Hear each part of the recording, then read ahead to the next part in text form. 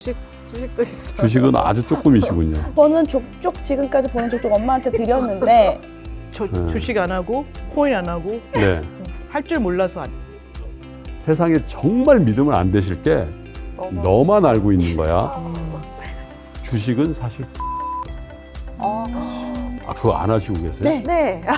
여러분도 안 하시고 계세요?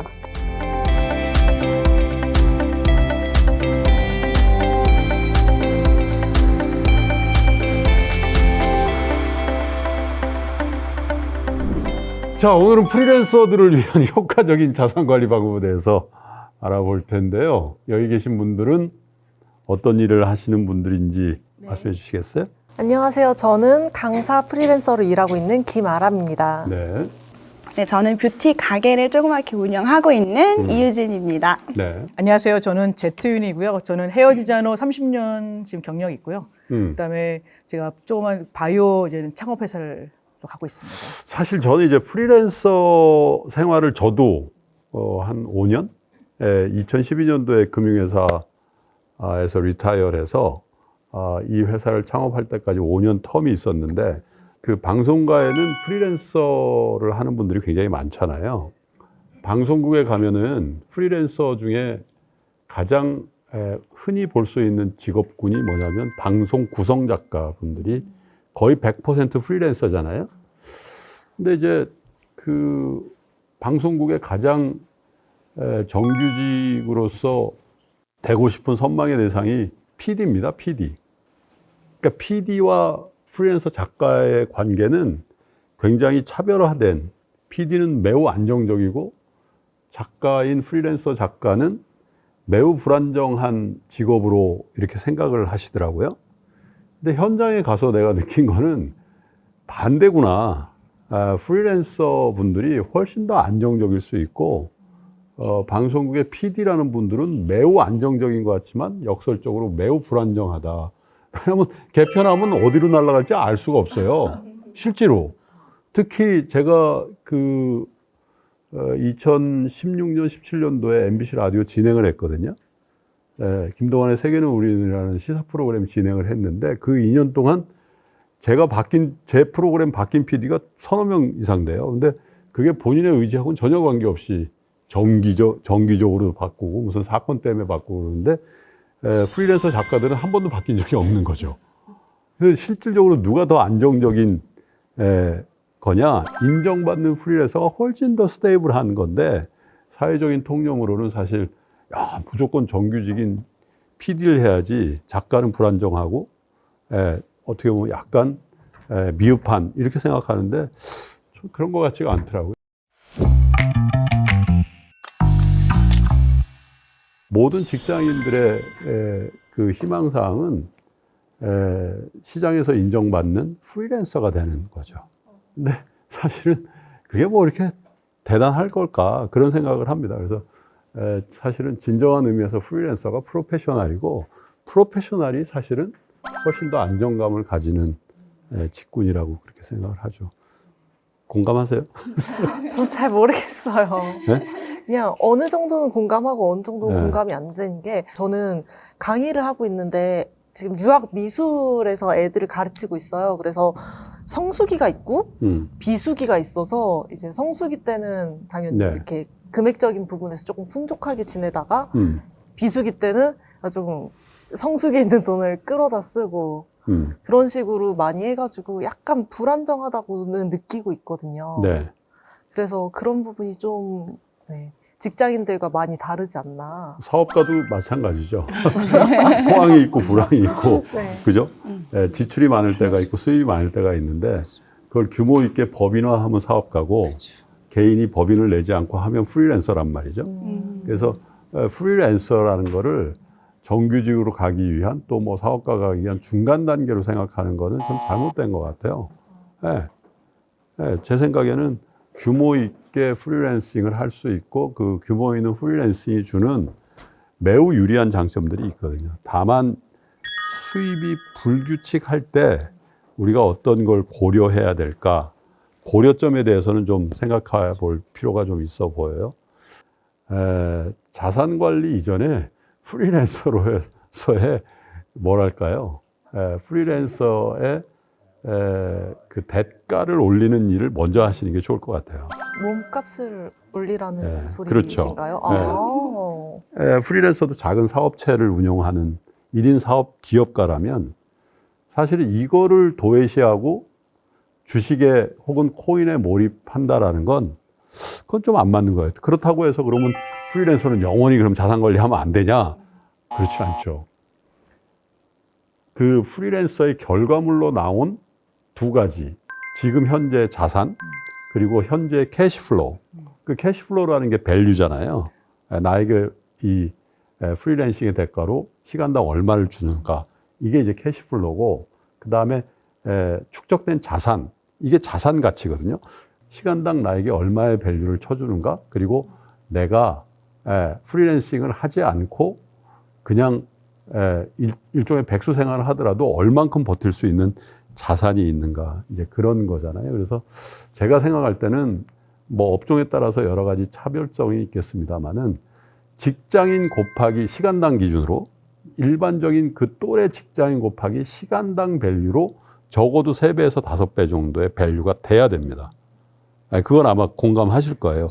직장인만큼 시간당 그거 하면 그건 프리랜서로서 거의 의미가 없거나 아주 초보적인 단계일 수밖에 없고, 그리고 이제 자산 기준으로 보면 아무런 프리랜싱을 포함한 노동 행위를 하지 않고도 적어도 2년을 버틸 수 있는 정도의 자산의 축적이 있어야만 그 이후에 투자할 수 있다라고 저는 생각해요.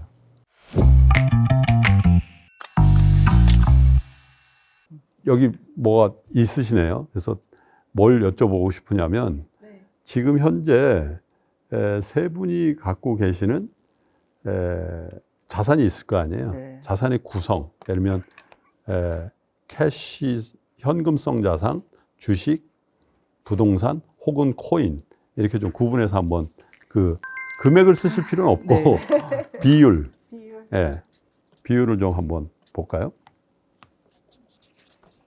한번 볼까요? 네. 그 그리신 거. 부동산, 대출, 청약, 보증금, 주식. 부동산, 자산을 쓰라 그랬더니 대출도 쓰셨군요. 보니까. 대출 쓰면 안 돼. 청약은 뭐죠? 청약, 부금. 청약은 그 뭐냐, 아파트 청약 그런 거? 대출도 아파트에 관련된 대출이죠? 이건 마이너스 통장. 마이너스 통장. 보증금. 이분은 대부분 다 부동산에 관련된. 그렇죠. 그죠? 네. 보증금도 부동산에 들어가는 네, 거고. 그쵸. 저 청약도 부동산에 관련된 거고, 부동산. 네, 맞습니다. 네. 주식도 있어요. 주식은 아주 조금이시군요. 네. 그 다음에 두 번째는 엄마 청약이에요. 매우 간단해요. 벌면 다 어머니 드리는 네. 모양이죠. 그러니까 엄마가 일단 다 나한테 줘. 이래서 제가 이 나이 먹도록 돈 관리를 한 번도 해본 적이 없어요. 그래서 네. 엄마가 일단 시집 가기 전까지 돈을 모아줄게 이러셔서 음. 일단 버는 족족 지금까지 버는 족족 엄마한테 드렸는데 이게 점점 생각을 해보니까 제가 시집을 안 갈 것 같은데 이 돈을 내가 받을 수 있나 싶어서 부동산, 현금, 그 다음에 자동차, 그 다음에 주얼리. 뭐죠? 배당. 주얼리고요. 그냥 부채, 주얼리, 부채. 연금저축. 네. 주식 안 하고 코인 안 하고 네. 할 줄 몰라서 안 해요.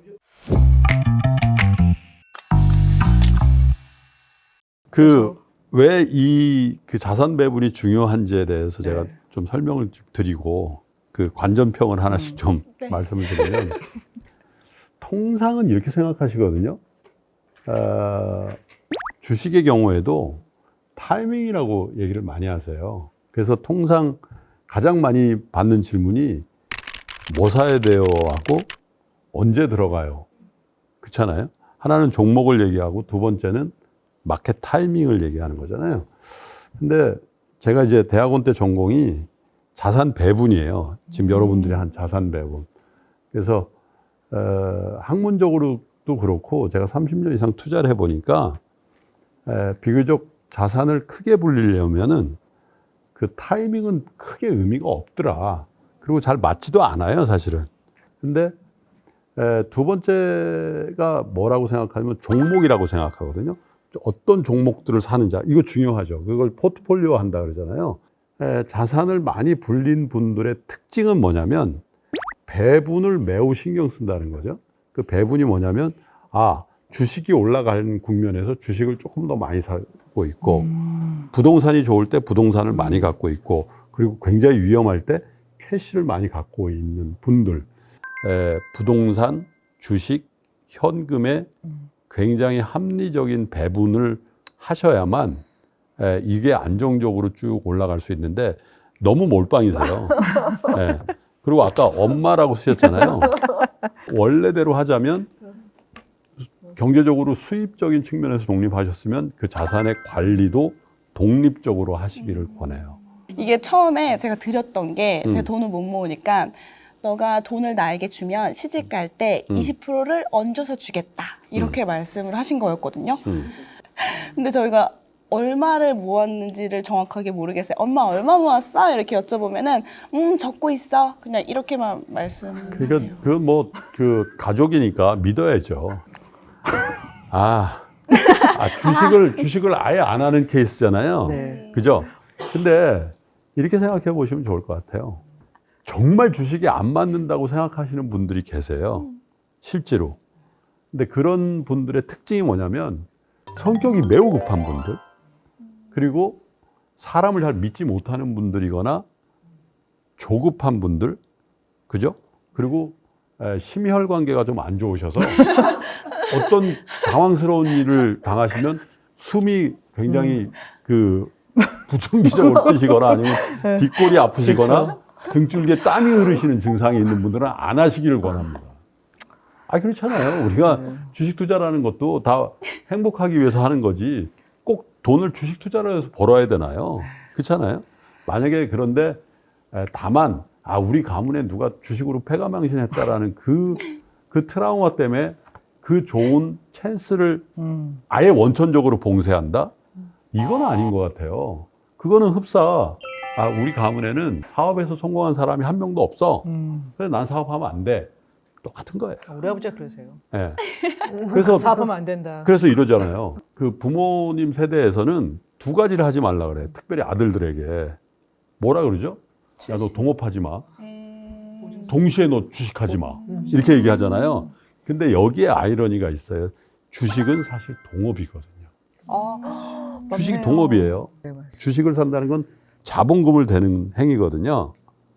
근데 이 동업이 유리한 게 있어요. 동업으로서의 주식 투자는 사업을 시작한 사업의 성과를 내고 있는 좋은 비즈니스 모델을 갖고 있는 그 사람의 허락을 득하지 않아도 되죠. 또 하나, 동업을 하지 말라는 이유는 뭐냐면 동업을 하기는 쉬워도 동업을 파기가 어렵거든요. 제 마음대로 동업 할 수 있잖아요. 그 주식을 파는 건 동업을 종료하는 것. 더 중요한 게 있죠. 여러분 아무리 재주가 많아도 동업을 동시에 10가지를 할 수 있겠어요? 맨날 도장 찍고 공증하고 맨날 도장 찍고 동업해야 되는데, 그죠? 근데 동업으로서의 주식 투자는 동시에 10종목을 하라는 거잖아요. 포트폴리오. 스티브 잡스하고도 하고 빌 게이츠하고도 하고 저커버커도 하고도, 그죠? 전 세계에서 가장 잘 나가는 회사와 여러분들이 동시에 동업할 수 있다는 거잖아요.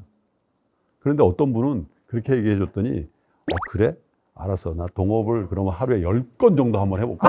샀다 팔았다 하면서 수수료가 더 나오겠다. 그거는 동업 아니에요, 여러분. 그건 동업 아니에요. 동업은 그 비즈니스 모델에 내가 자본금을 태우고 내 대신 당신이 더 열심히 일해줘. 이런 거잖아요. 근데 여기에 하나 숙제가 있죠. 얼마에 살 거냐. 그죠? 일론 머스크가 테슬라를 창업했을 때 여러분들이 동업을 했으면 대박이 났겠죠. 근데 내일 한다? 야, 그게 최고의 가격에서 그 얘기는 내가 제일 불리한 입장에서 동업 서류에 도장 찍는 행위잖아요. 그럴 수도 있기 때문에 여러분들 안 사시는 거거든요. 그죠? 싸게 해야 된다는 거죠. 동업을. 그걸 우리가 밸류에이션이라고 합니다. 그러니까 아까 좋은 동업자를 구하는 걸 좋은 비즈니스 모델을 산다고 하고, 그죠? 이거는 비교적 쉬워요. 좋은 비즈니스 모델은 지금 여러분 다 알고 계시잖아요. 근데 과연 그 좋은 비즈니스 모델에 내 돈을 태울 만큼 매력적인 가격이냐? 그런 거죠. 네 가지로 나누시면 편해요. 뭐냐? 좋은 회사, 좋은 주식. 좋은 회사라고 다 좋은 주식은 아니죠. 위대한 기업인데, 이건 너무 비싸. 어쩌면 테슬라가 그런 기업일 수도 있겠죠. 자, 좋은 기업, 좋은 주식. 이거 좋은 거죠. 네. 좋은 기업, 나쁜 주식. 좋은 기업인데 너무 비싸요. 반대로 나쁜 회사, 좋은 주식 있죠. 이건 재무구조도 별로고 나 같은 평상시 같으면 동업 안 해. 그런데 너무 매력적인 가격이면 좋은 주식이겠죠. 가장 안 좋은 게 뭘까요, 여러분? 나쁜 회사, 나쁜 주식. 이거는 관리 종목 가거나 상장 폐지되거나 신문에 날 가능성이 많은 회사잖아요. 제일 피해야 될 게 이거고, 두 번째 피해야 될 게 뭐냐면 주식 투자자라면 좋은 회사, 나쁜 주식 피하셔야 되고요. 제일 좋은 거는 좋은 주식, 좋은 회사, 좋은 주식이고, 그 다음 대안은 그저 그런 회사인데 좋은 가격인 경우. 이걸 골라내는 건데, 사실 제가 이렇게 단순화해서 말씀드려서 그렇긴 합니다만은 사실 매우 어렵죠. 직업적인 펀드 매니저들도 참 하기 어려운 거란 말이에요.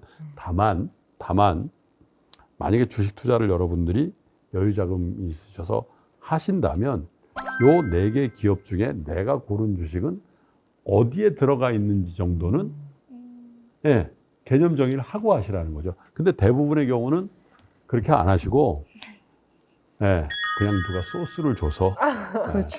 특히 프리랜서들이 거기에 약하세요. 그래서 세상에 정말 믿으면 안 되실 게 너만 알고 있는 거야. 이건 없어요. 많이 들었어. 없다고 생각하시면 되죠. 그죠? 그래서 프리랜서 분들이 대체로 본인들도 인정하시지만 팔랑귀일 가능성이 많아요. 그런데 딱 한 가지만 하세요. 너만 알려주는 거야 라고 하면 아예 보지도 마시고 합리적으로 이런 아이디어가 있는데 그러시면 HTS나 MTS에 핸드폰을 열 게 아니라 여러분들의 카톡, 여러분의 전화번호를 여셔야 돼요. 그 아이디어를 검증하셔야죠. 어떻게요? 예를 들면 반도체에 관련된 어떤 주식을 추천받았잖아요. 그러면 여러분들 지인 리스트 중에 반도체 산업에 종사하는 분이 분명히 있습니다. 여러분 지인 중에 삼성전자에 근무하는 분들 대부분 한 분씩 있거든요. 아니면 한 달이 건너서. 하물며 제가 어떤 정보를 받아도 31년 투자자인 저도 그렇게 하거든요. 근데 3년도 안 된 분들은 그냥 사요. 그러니까 여러분들이 버리셔야 될 한 가지 생각은 조급함. 주식 투자든 어떤 재테크의 결정이든 충분히 단기간에 내가 승부를 낼 수 있다는 생각을 버리시고 철저하게 검증하시고 그리고 동시에 자산의 배분이라는 측면에서 내가 그 개념을 이 투자 행위에 투영하고 있는지에 대해서 습관적으로 계속 고려하시고 재고하셔야 된다. 네.